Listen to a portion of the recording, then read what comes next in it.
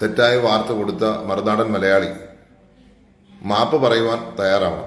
ഞാൻ ഈ ലൈവിൽ വരാനുള്ള കാരണം ഇന്നലെ വന്നൊരു വാർത്തയാണ്. അത് നിങ്ങൾക്ക് എല്ലാവർക്കും അറിയാം.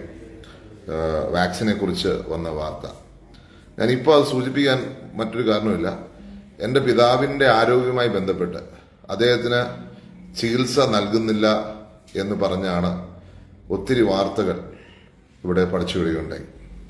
അതിനകത്ത് ഒരാക്ഷേപം അദ്ദേഹത്തിന് ഞാൻ വാക്സിൻ കൊടുത്തിരുന്നില്ല എന്നുള്ളതാണ്.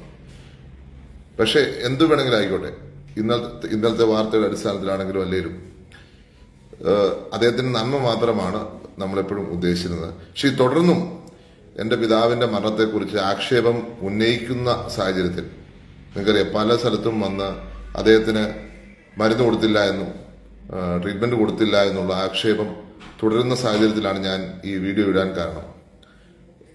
എനിക്ക് അഭ്യർത്ഥിക്കാനുള്ളത്, ഈ തെറ്റായ